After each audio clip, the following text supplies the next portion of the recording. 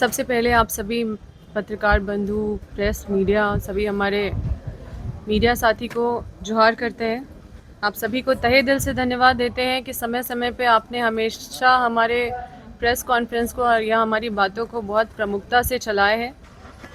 आज मुझे यहाँ पे आना पड़ा क्योंकि देखिए लगातार देख रहे हैं कि हज़ारीबाग के माननीय श्री सांसद महोदय मनीष जायसवाल जी या फिर बड़कागांव के जो विधायक है श्री रोशन लाल चौधरी जी, मतलब अपने काम के बारे में बताना छोड़ के हमारा नाम को केंद्र बिंदु बना के, हमें केंद्र बिंदु बना के हमारे बारे में ही बात करते रहते हैं। यहाँ पे विधानसभा से निकलते हैं तो अम्बा प्रसाद के बारे में बात करते हैं।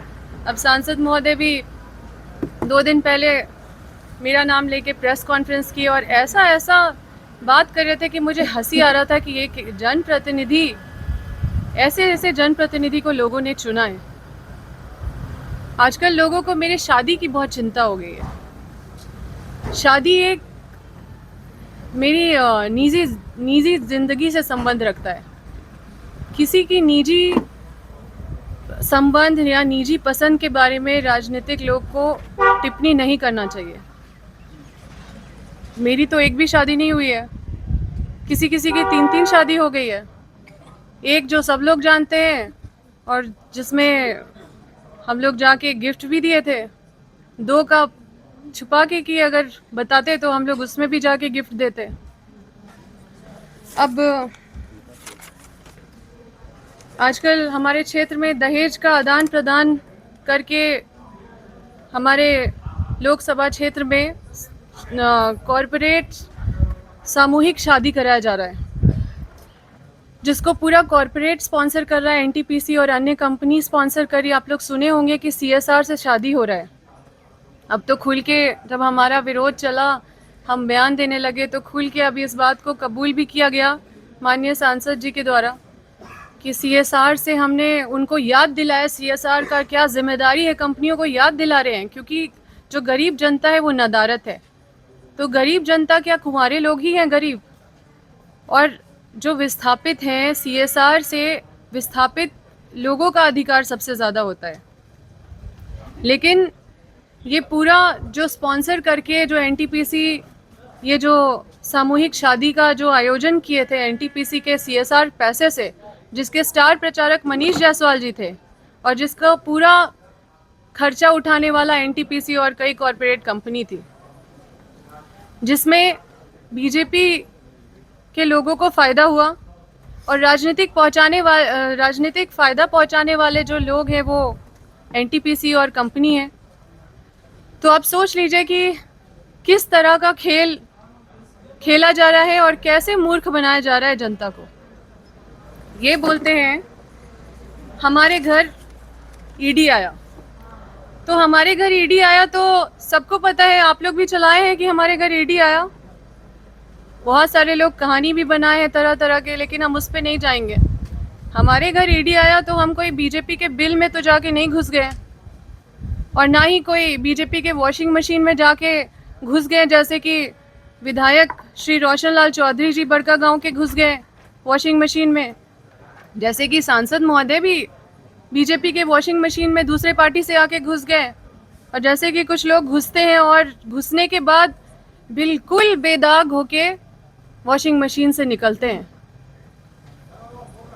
तो मैं बस इतना ही कहना चाहती हूँ कि थाली के बैंगन की तरह इधर उधर होने वाले, जो कभी इस पार्टी में कभी उस पार्टी में, पहले कांग्रेस जिंदाबाद भी करते थे, फिर जेवीएम जिंदाबाद भी किए हैं, उसके बाद फिर बीजेपी में आके बीजेपी का भी गाना गा रहे हैं। इनका कोई स्थायी राजनीतिक मतादर्श नहीं है। ये लोग का कोई स्थायी मतादर्श नहीं है। ये लोग जहाँ फ़ायदा देखते हैं वहाँ पे ये लोग मतलब वहाँ पे ढल जाते हैं। तो इस तरह के लोग का कोई मतादर्श नहीं है। और गिरगिट और शेरनी में अगर लोग अंतर नहीं समझ सके तो ये मेरा दुर्भाग्य है। इन्होंने जो रोशन लाल चौधरी जो विधायक जी हैं, उन्होंने अभी भी 22 तारीख को एक 0 आवर में एक मामला पढ़ा था और पढ़ते पढ़ते इन्होंने बोला कि बड़का गांव में जो पुलिस है वो कंपनी के साथ मिलके दबाव बना रही है रैयत पे, वो फर्जी मुकदमे कर रही है, लोगों को जेल भेज रही है। यही बात पूर्व मंत्री योगेंद्र साहु भी कर रहे हैं, यही बात पूर्व विधायक श्रीमती निर्मला देवी जी भी कह रही है, यही बात मैं भी कह रही हूँ। अब बीजेपी और कांग्रेस एक ही बात कह रहे हैं। आप सभी मीडिया बंधु सब संविधान के चौथे स्तंभ हैं। आप ही बताइए सच में बड़का गांव में चल क्या रहा है? और कंपनी और सब लोग कह रहे हैं, बीजेपी और कांग्रेस दोनों जब कह रही है और जब वो विधानसभा में 0 आवर में वो पढ़ दे रहे हैं, तो इसका मतलब इसकी पुष्टि होती है कि कंपनी और प्रशासन मिलके रैयतों पे दबाव बना रहा है, कंपनी और प्रशासन मिलके फर्जी मुकदमा करके रैयतों को जेल भेज रहा है। तो इसमें बीजेपी क्या कर रहा है? क्या बीजेपी सामूहिक विवाह की तरह, क्या सामूहिक आंदोलन मतलब सामूहिक शादी की तरह सामूहिक आंदोलन ये लोग कर रहे हैं? पूरे जिला के जितने हजारीबाग जिला के विधायक हैं और सांसद हैं, क्या विस्थापितों के लिए कुछ कर रहे हैं? क्या एक दिन भी ये लोग आंदोलन किए, धरना किए?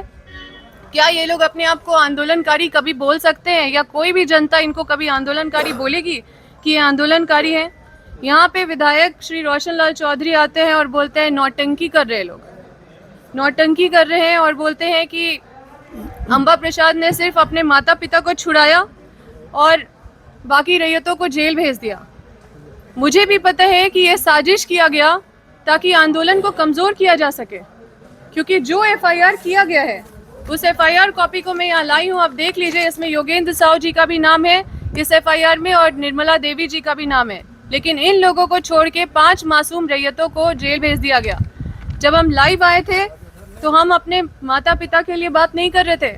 हम जब लाइव आए थे तो वो गरीब मासूम रैयतों को हम अपने लाइव में दिखाए थे कि देखिए इन लोगों को देखिए आप, और उनको छुड़ाने के लिए हम गए थे। लेकिन चकमा देके उनको पुलिस पूरा उनको दिन भर इधर उधर छुपा छुपा के रखा और हम लोग ढूंढते रहे। उनके पूरे परिजन के साथ हम दिन भर शाम को मतलब 3 चक्कर लगाए होंगे केरेडारी से हजारीबाग, केरेडारी थाना, पगार थाना, बड़का गांव थाना, केरेडारी अस्पताल, बड़का गांव अस्पताल, कई जगह हम लोग ढूंढते रहे। फिर शाम को जब इस एफआईआर का पता चला तब जाने कि इस तरह का साजिश किया जा रहा है और आंदोलन को कमज़ोर करने का कोशिश किया जा रहा है और रैयतों को ये समझाने का कोशिश किया जा रहा है कि हम लोग उनके साथ नहीं हैं। लेकिन उनका ये मंसूबा कभी भी कामयाब नहीं होगा। ये जो फूट डालने का कोशिश कर रहे हैं वो आगे भी करेंगे और इस तरह से करते आए हैं, करते रहेंगे। लेकिन हम लोग की लड़ाई जारी रहेगी, हम लोग का आंदोलन जारी रहेगा और तब तक जारी रहेगा जब तक उचित मुआवजा और पुनर्वास हमारे क्षेत्र में या हमारे विस्थापितों को नहीं मिलेगा। आप लोग सुने होंगे प्रेस कॉन्फ्रेंस में माननीय सांसद महोदय बोल रहे थे कि पूर्व मंत्री श्री योगेंद्र साहु जी अपना जमीन के लिए या अपना जमीन के लिए या फिर अपना फैक्ट्री के लिए मुआवजा मांग रहे हैं। वो तो कब से आंदोलन कर रहे, कितने सारे कंपनी को भी भगाए और हमको लगता है 3 साल भी नहीं हुआ उनके जेल से आए हुए, 7 साल वो जेल में भी रहे, राज्य बदर भी हुए। तो क्या बड़का गांव में रैयत होना तो इसका मतलब अपराध है? अगर अपने ज़मीन में आंदोलन कर रहे तो ऐसा होता है क्या कि आप अपना ज़मीन का आंदोलन अलग कीजिए और दूसरे का ज़मीन का आंदोलन अलग कीजिए, ऐसा होता है? तो अगर वो 2013 का कानून का मांग कर रहे हैं कि 2013 कानून का पालन करो, तो पालन होगा तो पूरे प्रोजेक्ट में होगा। एनटीपीसी पूरे प्रोजेक्ट में ये पालन करेगी, ना कि सिर्फ उनके ज़मीन में पालन होगा। हम ये कहना चाहते हैं कि माननीय सांसद महोदय को ये बोलना पड़ता है जब उनके ऊपर आरोप लगता है कि वो झारखंड के नहीं हैं, वो जुगरा के हैं, तो उनको आके अपना साबित करना पड़ता है कि नहीं हम यूपी के नहीं हैं, हम जुगरा के हैं, वहाँ पे मेरा खतियान है, वहाँ पे मेरा ज़मीन है, मेरे बाप दादा का है, ये है वो है। तो हम ये पूछना चाहते हैं कि क्या आप सच आपका खतियान है वहाँ पे? क्या आप मतलब वहाँ पे आपका जो है ज़मीन जो खतियान है वहाँ पे एनटीपीसी अधिग्रहण आप आपका ज़मीन का अधिग्रहण किया है? अगर एनटीपीसी आपका ज़मीन पे काम कर रहा है तो क्या आपको उचित मुआवजा मिला? आप बोलते हैं हम उसके लिए नहीं गए, मेरा भी ज़मीन पे एनटीपीसी काम कर रहा है, तो आपको उचित मुआवजा ले लिए या फिर उचित मुआवजा नहीं लिए, समझौता कर लिए? तो अगर आप समझौता कर लिए तो आप कैसे पब्लिक के लिए लड़िएगा? आप तो सीएसआर का पैसा और कंपनी का पैसा से आप अपना ब्रांडिंग करा रहे हैं। तो कई सारा चीज़ है जो हम ये बतलाना चाहते हैं कि इन लोगों को आपको सुनना चाहिए, और इनके आसपास बैठे हुए लोग जो हंस रहे थे इन सब बातों पे, उनकी हंसी पे आपको गौर करना चाहिए। ये लोग, सबसे इंटरेस्टिंग बात है जो आपको बताना चाहते हैं कि माननीय सांसद महोदय बोलते हैं कि दहेज देना अपराध नहीं है, दहेज लेना अपराध है। आप सोचिए, डाउरी प्रोहिबिशन एक्ट के तहत, जहां तक कि मैं कानून को जानती हूँ, दहेज देना भी अपराध है और दहेज लेना भी अपराध है। और दहेज देना अपराध नहीं है, ये बोलना भी अपराध है।